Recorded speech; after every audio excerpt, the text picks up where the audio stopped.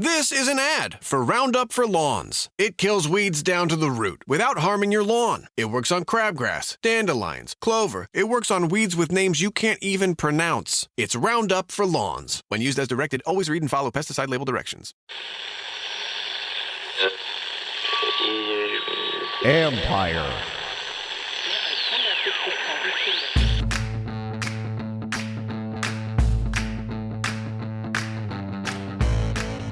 Hello and welcome to my podcast. Don't forget to subscribe to the John Keim Report wherever you get your podcasts.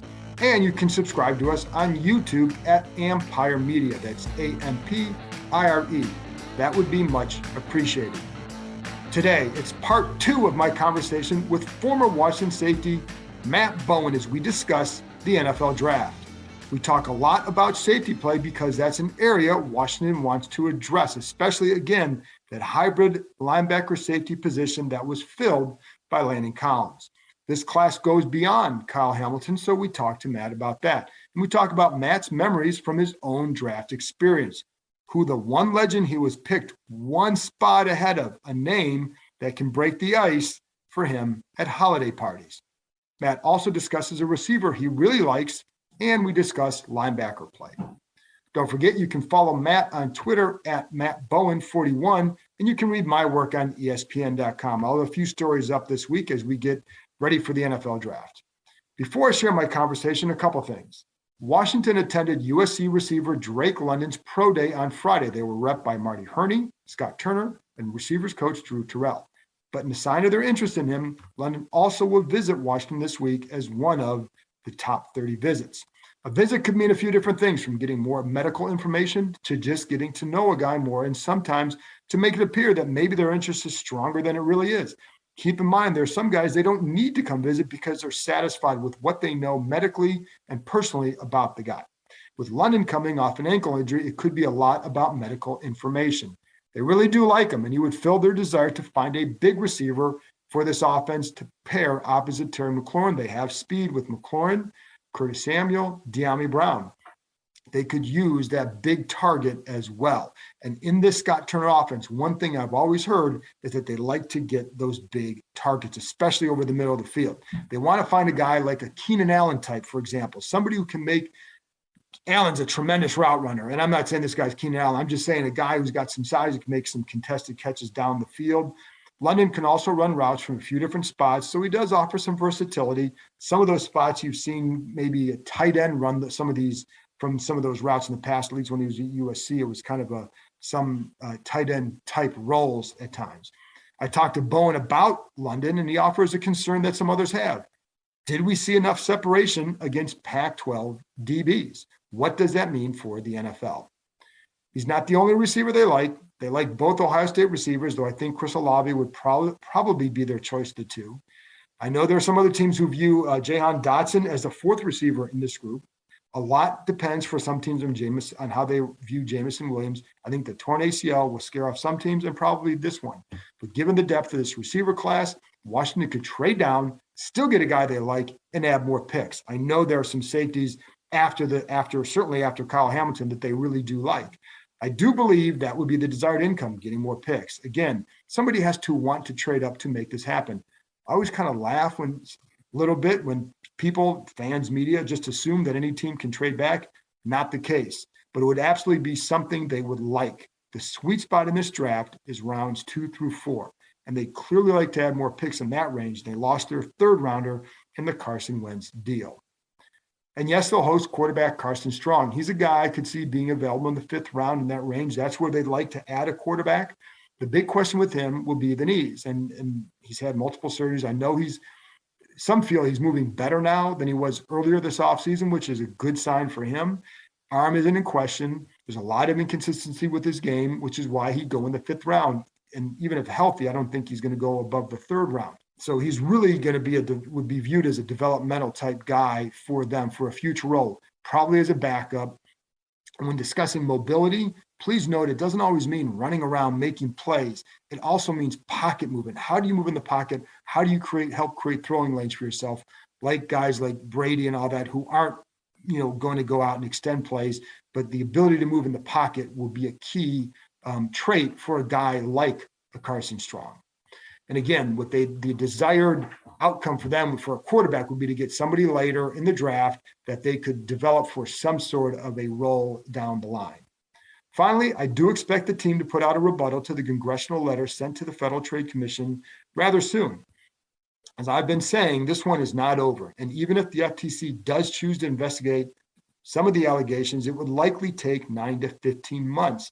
That's the average time for an investigation, especially one like this, based on the people I've talked to who are familiar with these kind of things. I talked to some attorneys and a former longtime FTC employee who's no longer there, who said they have a hard time seeing the FTC take on the revenue sharing accusation, for example, because it would be viewed within the FTC as a squabble between two companies. They're really about consumer protection. So in that case, it would be between the NFL and Washington. I'll say again, the NFL forces them to undergo a rigorous auditing process every few years, and an outside firm audits a team's books every year. But there will be more to come, I'm sure, on both sides. With that, let's get back to football. After this break, I'll be back with ESPN NFL analyst Matt Bowen as we discuss what Washington should do and his own draft memories. And keep in mind, you can watch Matt and the NFL matchup crew in a draft special on Tuesday night. Anyway, with Matt, what legend did he get picked ahead of, one spot ahead of, and what was his draft day experience like? This episode is brought to you by LinkedIn. With LinkedIn becoming #1 in B2B display advertising in the US, you've got a great advantage. With their tools, you can stand out against your competitors while nurturing customer relationships and growing your brand. So scale your marketing and grow your business with LinkedIn advertising. As a thank you to their customers for helping them grow 3 times faster than the competition, LinkedIn is offering a $100 credit on your next campaign. Just go to linkedin.com/marketing. Guys, if you're looking for that extra confidence when it's time to have a little bit of fun, let me tell you about BlueChew.com. Blue Chew is a unique online service. It delivers the same active ingredients as Viagra and Cialis, but it comes in chewable form, and it's at a fraction of the cost.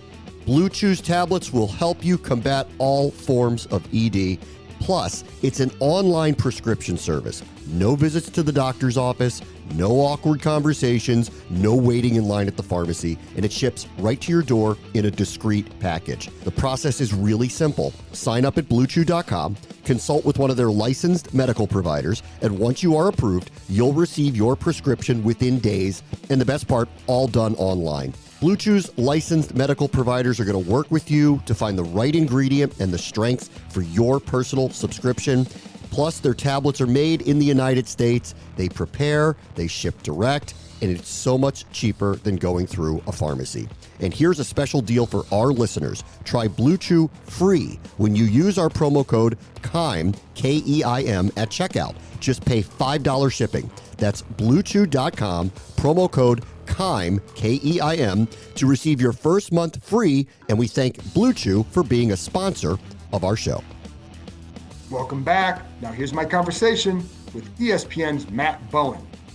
Matt, it's you and I again. So we're talking draft here this time, and first of all, you've written something recently on ESPN Plus, a couple different things, best fits for receivers. I think you've had a couple other stories too. Mm-hmm. First of all, tell people a little bit about what you've been able to write lately and then what they need to check out. Sure. Well, during the draft, I usually write some annual pieces. I've done them every year at ESPN. So I start with the top traits of every quarterback in this class. I do that every year, and it's basically based on their traits as a thrower, their ability to isolate and eliminate from the pocket, throw with pace and touch, throw with arm strength down the field, attack windows, throw with rhythm. So I took, the top 6 quarterbacks who I see in this year's class and broke down their key trait. I did the wide receiver fits. I took 15 wide receivers who I really like and tried. Obviously, no one can predict perfectly where they're going to go in the draft. I try to have a feel where they're going to go in the draft and fit their traits to the best scheme or team fit in the NFL. And the last one I just did was I took 10 players who I think have the traits to fit the modern NFL game. Right. The versatility on defense, whether in the secondary or in the front 7, how you fit as a wide receiver on the offensive side of the football, what scheme you would fit best in. And also the traits for pass catching running backs. Someone like James Cook from Georgia, who isn't being discussed enough, in my opinion, because he can be deployed. I'm going to use that term deployed because I'm not saying he's this player, but can be deployed like an Alvin Kamara in an NFL offense. And the last piece I'll do will be out next week. I do it every year. I call it my Draft Superlatives. So I'll take 50 prospects and say, this is the best of every prospect in the draft. So from a secondary perspective, best run defender, most urgency, best post defender, best range. I always use best enforcer, because I want that in my second. If I'm coaching the NFL, I want someone who's going to drive top down and put their pads on you. Okay. So I look at players like that, and that'll be out next week. And then next Tuesday night, 9:30 Eastern will be our draft show on NFL Matchup. So it's a primetime show. We're taking a different look this year, John, because we base a lot of our draft show content and matchup based in the Super Bowl, because that's all NFL teams. The first tape you're going to watch if I'm a coach in the NFL in the offseason is the Super Bowl tape. What did the champs do? How'd they win? What are they doing schematically, personnel-wise, down and distance-wise? And from that game, what did we see? The ability to create pressure on the quarterback in the second half from the Rams. In the fronts, they did it out. A lot of loaded fronts, a lot of five-man fronts or five-man loaded fronts when you're tilted to one side. We're going to apply that to the edge rushers in this class that we like, and be heavy on the quarterbacks. Because I've always said there's two drafts every year. There's the NFL draft, there's a quarterback draft. And regardless of what you think about this quarterback class, there are guys with traits that can play in the National Football League. Some guys might need a little bit more pro coaching to develop. There's no question they have the traits. And regardless of what you see with mock drafts, I have a hard time believing that no quarterbacks are going in the top 15. Quarterbacks rise in the draft. They rise quick. And that's going to impact a team like Washington at number 11. And that's what I was going to get to too, because if there are two quarterbacks go top 10, even one, that's going to push somebody else down that they probably really like. So how many quarterbacks do you think would go in the top 10 at this point? And obviously it's just a guess, because everything right now is a guess. I'm going to say two. I'm going to say Kenny Pickett and Malik Willis. I think they both go in the top 10. And I think Desmond Ridder will be a first round pick. Yeah. Maybe in the second half of the first round. So those are three quarterbacks. Look, I could be totally wrong, right? We could be sitting here at the end of the month and it's the end of the first round, only one of them goes, right? But it could be four. Some teams like Sam Howell in there. Sure they do. Sam Howell is very coachable traits. Yeah. No question about it. Very coachable traits. Matt Corral from Ole Miss. You put him in the right offense. It needs some spread game elements because of what he was asked to do at the college level in Lane Kiffin's offense. But you talk about a rhythmic thrower with short to intermediate juice. He throws a great ball. Yeah. And you can throw a location to give you, I call it a runner's ball, John. So if you're a wide receiver and you're catching across, you're not breaking stride. Catch and go, which is a big part of today's game at the NFL level. So I think there's going to be two. I think it's going to be Pickett and Willis. I don't know who goes first, but they'll both have pro traits that can be used in today's NFL offenses. So that pushes someone to 11. If you're looking at 11, who do you think gets pushed down there of guys like, because you brought, Kyle Hamilton's a guy that would tempt them because he can play that in that Buffalo nickel role for them. Then you have the receivers who are there, London, Wilson, and Olave. One of those guys, maybe two, will be at that spot. Devin Lloyd, a linebacker. I don't know. And I was going to get into this in a minute too, because it goes to the value of that position. But of that group, who do you like for Washington at 11? I'd have a hard time passing on Kyle Hamilton if he's there at 11. Hard time. And I know the wide receiver class is deep, and it's going to be deep every year. Okay, look, I coach at the high school level. Yeah. I mean, high school kids are catching passes much more than they did in 1995 when I was playing at Glenbard West and running the beer, right? Split back beer. Okay. So high school offenses have exploded in terms of spread and trips concepts and running college level concepts at the high school level. So you're going to have deep wide receiver classes almost consistently. That's just my theory, because players are developing receiving skills at a much younger age. But I'd have a hard time passing on Kyle Hamilton, even if Garrett Wilson is there, even if Drake London is there, because I think Kyle Hamilton could be a game changer on defense. I don't care what he runs in the 40. He plays fast on tape. When you talk about 40 position, the safety position, 4.4, 4.5, 4.6, they all work. They all work. I play with some great safeties who are in a 4.6.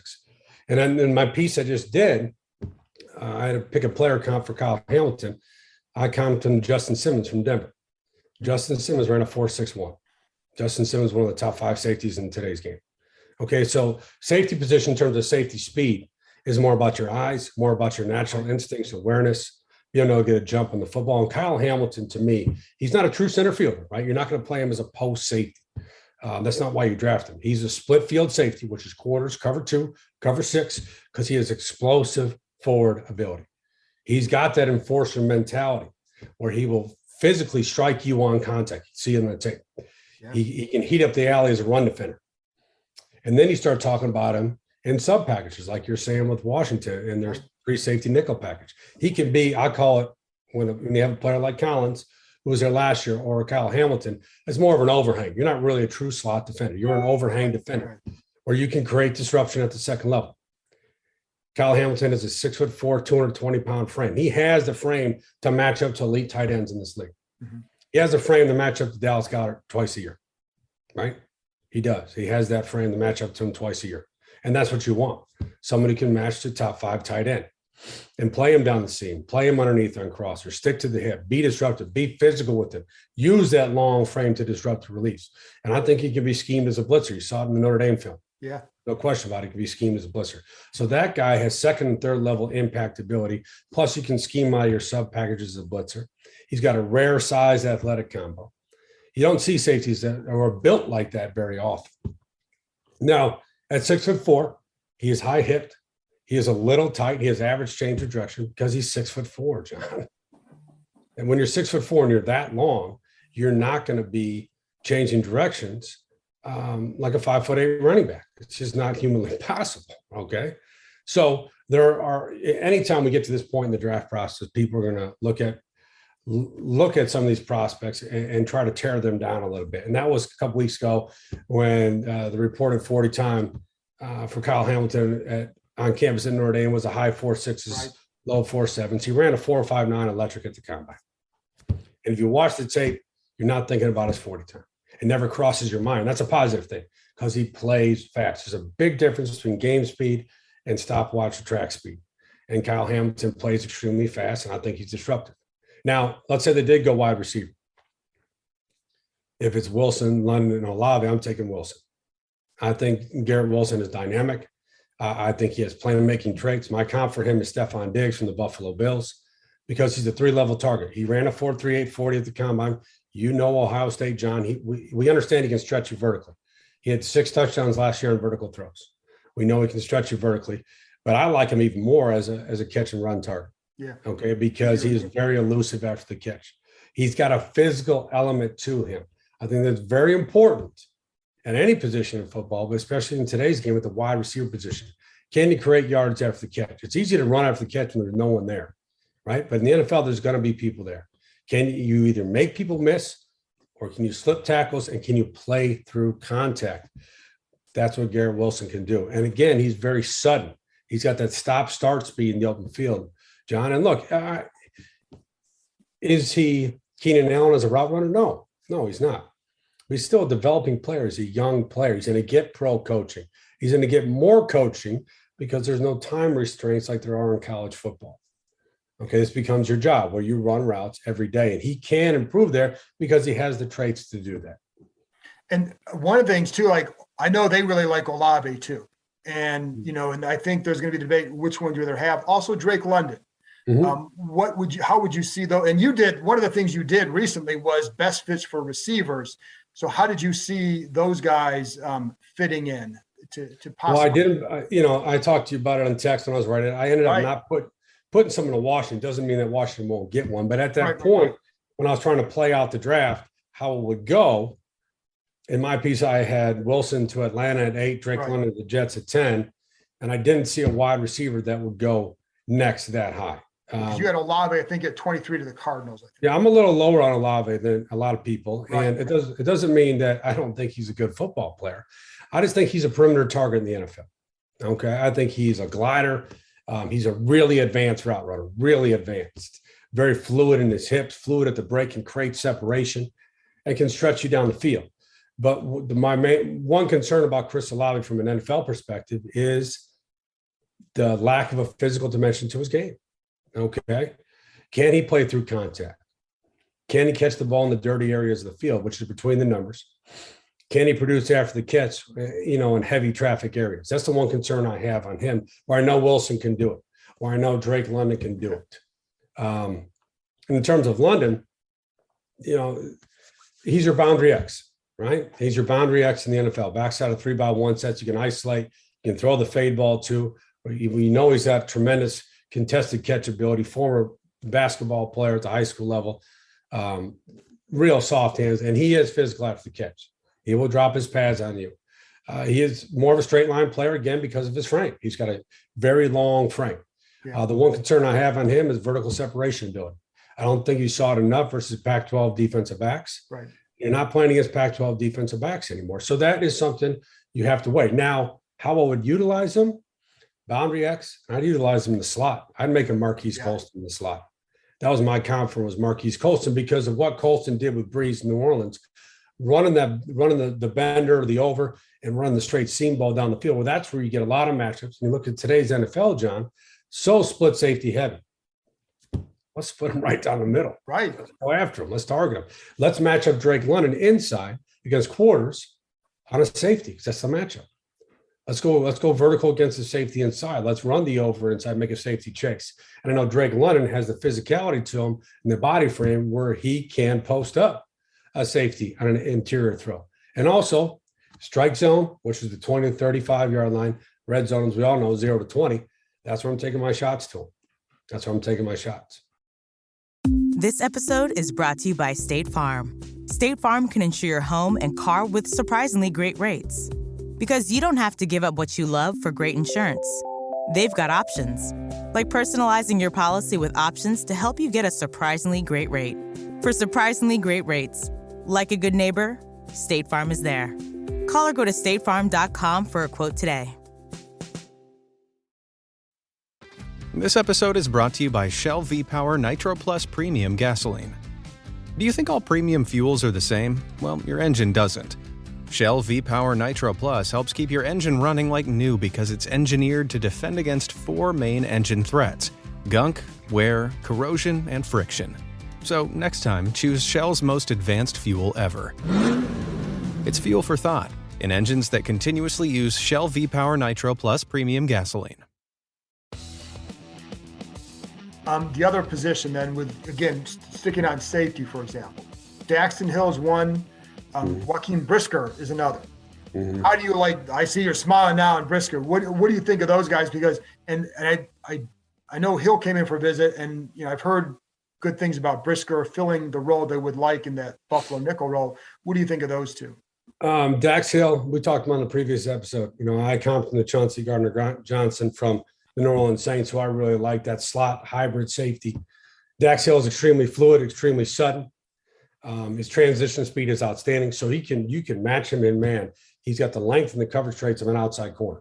And we're not surprised if some teams looked at him as an outside corner. He can do that. And he's got the fluid ability as a zone dropper to get loose in space, drop the curl, the hook, drive downhill, tackle. Got great ball skills. I don't see him as a true center fielder, but he would fit as a quarters, cover 3 overhang, but especially manned up in the slot. Now, Brisker I really like. I think Brisker is Micah Hyde. That's how I would count him too. A safety with multi-dimensional traits, who can play quarters, cover 2, can rotate to the post. Very instinctive and aware versus the run game. Does what he's asked to do in the run game. Good tackler, strong tackler. I think his playmaking element will rise in an NFL defense. I mean, I really like Brisker. I really like him. I know he's not being talked about a lot with the other safeties, but someone who can run the alley, play cover 3, man match underneath, get physical versus tight ends, be disruptive in the box. So again, multi-dimensional, like a Micah Hyde, can do pretty much everything for you and be a very productive player. One more thing on Hamilton before I want to get to linebackers too. With Hamilton, you mentioned the play speed and all that. What are little things that safeties do that you see him doing that says, I'm not worried about his speed? Because, and you mentioned playing with the eyes and all that, but when you're watching his game, is it cheating a little bit because of his vision? Is it keeping his feet moving and always being ready to react? What is it that allows him to play a little bit faster? Well, everyone will see. If they haven't seen yet, they'll see it when he's drafted. That interception he had last year in I think it was week 1 against Florida State. Oh yeah. Well, he came from the opposite hash, and that's the college hash. College hashes are like high school hashes, like a mile apart. And he made the play outside the numbers to the boundary. So how do you get there? Well, he read the quarterback's path. He understood where the route concept was. He had no vertical threat to his side of the field. He said, I'm going to make a play. And when he opens and runs at 6'4", he is going to eat up grass. You have to remember that too. He's a 6'4" player. So his stride is extremely long. You've seen him make plays from the deep half quarters and the post in the football because he sees it fast. He gets a jump on the ball. He has a high football intelligence in terms of understanding concepts, wide receiver splits, alignments, down and distance game situation. All that stuff comes into play at the safety position and allows you to get a jump on the football. Again, so if you could be a 4-4 guy and don't have the eyes, the awareness, the instincts, and you play like a 4-7 guy, or you can be a 4-7, 4-6 guy, like a Justin Simmons at 4-6 in Denver, and play like a 4-4 guy, because he does. Right. And those are things that are so important that we don't get discussed enough because we're just staring at a time Right. from the combine or a pro day. And I'll tell you what, once he gets in the league and starts playing, no one's going to care. If you ask someone on the street what Justin Simmons ran, no one knows. No one cares anymore. Once you're in the league, that stuff's gone. It's gone. Okay, the only time you're going to run it again, okay? I went on a workout tour after I cut from St. Louis. I broke my foot first game, my second season at the vet. You know, we're still playing at the vet in Philly. And I went on a workout tour when I got somewhat healthy. And I ran a 40 in Green Bay and Arizona. I think I ran one in Seattle. That's the only time, right? And they never even told me what it was anyway. So you're not going to run a 40 again unless you get cut a couple of times like me. So who cares? Can you play or not? Do you look fast on tape? You know, and I've had a much different view now that I've been coaching. And I understand it's a high school level. It's still football. And I have no idea what our kids run at the high school level. I have no idea. We don't test them in 40s, right? Why would we test them a sophomore in a 40-yard dash? All right. I want to see if you can get off the numbers in cover 2. I want to see if you can flat foot read in quarters and still overlap the vertical outside the numbers. That stuff shows me that you're fast. That shows that you understand the game of football. You know how to get a jump on the play. When Kyle Hamilton comes downhill, he's going to strike you. We talked about that. When he runs the alley, he sees it fast and he goes. And he can tackle in the open field. Those are qualities I look for at the position, because I want guys that are around the football. Because I'll tell you this, and I have this discussion every year. A guy will have like 5 interceptions off of tip passes. Oh, they're tip passes. You're not there by accident, John. Right. You're not there you don't make plays by accident, not in this league. You're there because you're supposed to be there by alignment or assignment, where you got to jump on the football to where you're in position to catch the overthrow of the tip. And you have the hands to finish it. I've dropped plenty of interceptions in my career. Plenty. 2 at Dallas one time, like right in my hands. Okay, so that stuff matters. The only guy that I know liked to get timed in his 40 as his career kept going was Darrell Green, because he knew at age 40 he could still run a 4.43 or whatever. That's why he was like the beautiful runway model, still going down the runway at 40 because the legs are still there, right? That's what Darrell Green was. He knew he had it, and I don't blame him. With the middle linebacker position, so Washington use their Buffalo nickel package and Collins in there, but more than 50% of the time. The inside linebacker, or the 3 linebacker sets, they probably used 6. I had it on Next Gen Stats. It was at 65 plays for the whole season in a 3 linebacker set. Clearly, the league's gone that way defensively. So they need to find more linebackers. They could use a guy who's a really good middle linebacker. How important is that position still? Because I'm looking at a guy like Devin Lloyd, who will be there at 11, and is the value there to take a guy like that? And knowing that they also have Jamin Davis and Cole Holcomb, 2 young linebackers they feel are both capable of being good for them for a few years. Yeah, I think the linebacker position is still important, but it's a linebacker who has 3 down traits.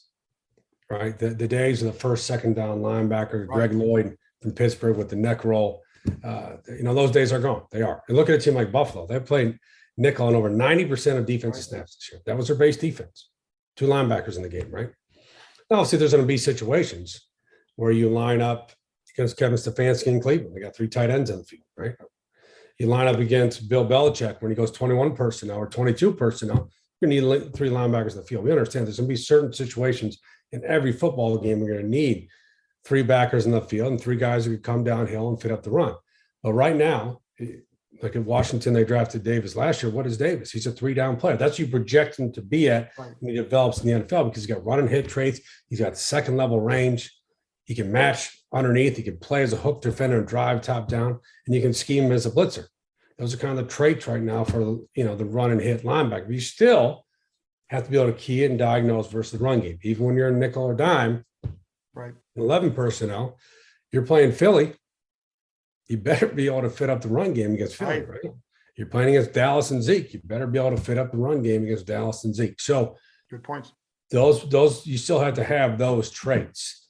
Does that exist at number 11? Does Devin Lloyd go as high as 11? I don't know that he does. I really like Devin Lloyd. I watched his tape this week. I think he has impact traits. He made a bunch of plays at Utah, at Utah, and the versatility he brings.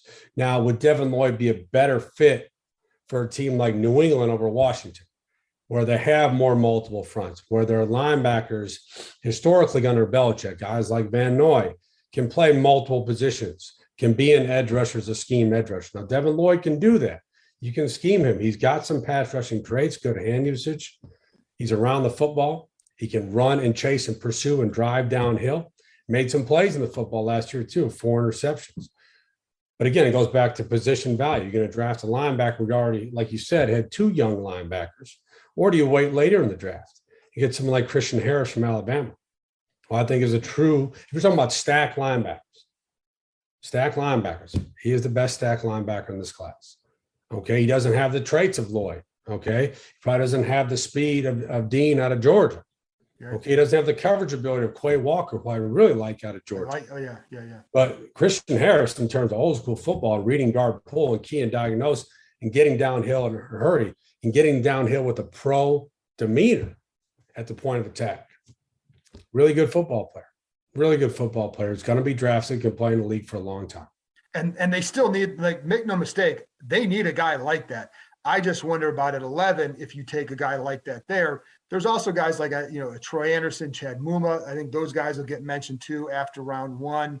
So there are. Chad Muma was interesting. I watched Muma this week too, out of Wyoming. What'd you think? And there's some plays he makes that, he absolutely goes. Okay, so when he sees it and he goes, straight line speed. Straight line juice when he goes. He's got ball skills. He made a couple plays in the ball this year.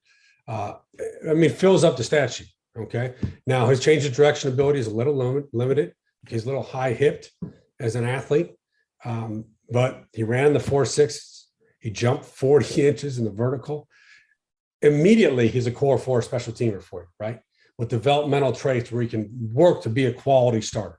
Is he ever going to be a high level producer? I don't know that, but a quality starter in this league, somebody can draft after the first round into the next couple of rounds of the draft. Yeah, he's got the traits that you like. Now, I was low hips, but my problem too, as a player, I was fast, but I was low hips and low upper body. So I was only like 5'9.5". So that was my problem. It wasn't high hips. It was the low hips that got me along with the low upper body. Last thing, Matt, when you look back on your draft memory experience, what are some things that stick out to you that you remember, whether in a fun way or in a, emotional way that stood out about that whole experience for you? I had to wait a long time. Okay. So I was a 6th round pick, and obviously I knew I wasn't a 1st round pick. I knew it wasn't a 2nd round pick. I knew it probably wasn't a 3rd. I thought, somewhere in the 4th round, maybe 5th round. And back then there's only 2 days of the draft, it was Saturday and Sunday. So I went to bed Saturday night after the Bears drafted Mike Brown. So I was heartbroken because obviously I wanted to play for the Bears. And then Gary Berry out of Ohio State was drafted to Green Bay. I'm thinking, man, those are it's Chicago Bears and the Green Bay Packers. The start of day 3, I got a call from the Pittsburgh Steelers. So they're going to draft me in the 4th round. You're thinking the Pittsburgh Steelers, right? They drafted someone else. And then the Cowboys said they're going to draft me. And I'm thinking, okay, I can wear the star on my helmet, because I'm big in the history of the league. And it means a lot to me. And they did not draft me either. So I had to wait longer. And I remember I was at my parents' house where I grew up. They still live there now in Glen Ellen, Illinois. Where Alec Pierce is from. Alec Pierce, a wide receiver from Cincinnati. Player. someone you could target, later in the draft. Third round guy, maybe. Yeah, out of Glenbard West High School. And so I went up to my folks' room. I was walking around with my high school bat, so I was nervous thinking, and my agent called me and said, look, you might have to prepare to be an undrafted free agent. I'm thinking, you got to be kidding me, right? And nothing against being an undrafted free agent, but it's just, it's a harder climb. Everyone knows that. And I was upstairs and late in the 6th round, pick number 198, I got a call from the St. Louis Rams. And it was Peter Jensen, the defense coordinator, said, Matt, we're going to draft you. So I knew. And then obviously my family was downstairs watching ESPN. About 30 seconds later, you could just hear downstairs erupt because they saw it on TV. And you talk about just you're so tense and so stressed. I think even top 10 guys are too, right? Because everyone wants to be number one, right? You see it. You see it every year, John. We're watching ESPN. Guys are still in the draft in the green room at pick number 20. You can see it on their faces because you've been doing this your whole life. I started in 1986, playing for the Glen Ellen Golden Eagles, right? I wanted to be Jim McMahon. Okay, everyone did. This is 1986. Yeah. 1985, Bears won it all. So I've been playing football since 1986. You go through high school, and I tell the players I coach this all the time, that I didn't play immediately. I went to Iowa as a quarterback under Coach Fry, and then Chuck Long, who we talked about in a previous episode, Chuck Long asked me if I wanted to play on Sundays. I said, yes, Coach, I do. He said, it's not going to happen at quarterback. Come play defense for us, right? So I moved over to defense. So I had to relearn how to backpedal and play backwards after doing quarterback as a redshirt freshman. And back then, you understand, this is the 90s, John. Scout team quarterbacks with red jersey, didn't matter. You got hit. You got hit hard all the time. Bobby Diaco used to be a defense coordinator at Notre Dame, and the head coach at UConn was a starting linebacker. And Bobby he's put me on the ground every single day. Every day. I got hit going back to the huddle at times. And so I switched over to defense freshman year, redshirt freshman year, played special teams. Sophomore year, I was our, sub-package safety, but this is 1996. There's not a lot of sub-packages in the Big Ten in 1996. When Breeze got to Purdue, things changed, but you're playing against Michigan. It's the I formation, right. That's what it was. So I got snaps in games, but not a lot. It wasn't until my junior year that I played, and I played behind 2 NFL guys. Damian Robinson was drafted by the Jets. Next year was Kerry Cooks, who got drafted in the 5th round. So I was playing behind 2 NFL guys. I had to wait my turn, and it took a long time. So it's 3 years post high school. So I was a starter, right? So you start thinking about all this stuff in your head while the draft is going on. And you start to question, am I talented enough to play in this league? Do they view me as talented enough? I thought I was. Did they view me as talented enough? And, it was a long wait. And obviously I was picked number 199. I remember 198, number 199 was Tom Brady. So the same draft. There you go. So I remember looking at the screen, and I played against Brady, obviously in college. He was at Michigan. Looking at the screen, and they, when you get to that point of the draft, Mel's not breaking those guys down like the top 10, right? They just show like 8 guys who got drafted. I look at the screen, it says Matt Bowen, it says Tom Brady. It's okay. There goes Brady of the Patriots. And at that point, you're not thinking anything of it. Now we're the same age. I'm doing a podcast with you, and this guy's going back to play another season. But you were picked ahead of him. It was one spot. So that's like my claim to fame. No one talks about what I did as a player. So, but I can still say, if I'm uncomfortable at a holiday party, I can still say, hey, you know what? I was drafted 1 spot ahead of Tom Brady. I'm sure St. Louis feels good about that too. Yeah, sure. And a lot of other teams. Yeah. But last thing too with that, did you read magazines throughout that? Like, because the internet wasn't as big with all that stuff then.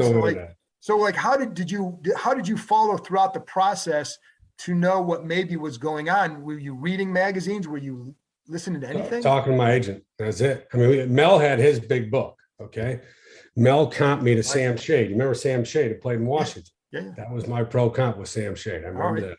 Yeah. The book is still over at my parents. I need to go get it. But no, there wasn't all this stuff. I couldn't imagine going through it now.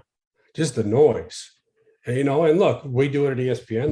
There's also from a social media perspective, it's all day, 24 hours a day on the draft. And the draft is a big thing. It's a big season in our business, and there'd be a lot of outside noise. So I didn't have that, which was nice. And retrospect to think about it, that you didn't have to sit there as a prospect and say, well, ESPN said this about me, CBS said this, NFL Network doesn't think I can play, all that stuff. Or the opposite, where you're overprojected from a media perspective. And then you're sitting there on draft day, you thought you're going to be a high day 2 pick, and it's the end of day 2 and you haven't been picked yet. So that would be tough. But no, back then I had Coach Ferentz and the staff and my agent, Jack Bechter. That was it. There was no outside noise. And obviously, you turn on ESPN, they were not talking about Matt Bowen on ESPN because I was a 6th round pick. Did you ever tell Brady you were picked ahead of him? No. He knows. That would be a nice 30. It'd be a good 30 for 30. Yeah. He could bring his 7 or 8 rings, whatever he's got. Yeah, bring those over there. Matt, you're the absolute best. I appreciate all your time. Thank you, man. Thank you, John. This episode is brought to you by Clutter. Too much stuff and not enough space? Use Clutter's on-demand smart storage solution to store your stuff without lifting a finger. Their licensed moving professionals will pack, photograph, and pick up your items. And if you need to, you can use a personal online photo catalog to get your items back to your doorstep. Take back your space. Visit clutter.com/Spotify and get $50 off with the promo code Spotify. That's it for this episode. I'll be back with another one on Wednesday. I'll talk to you next time.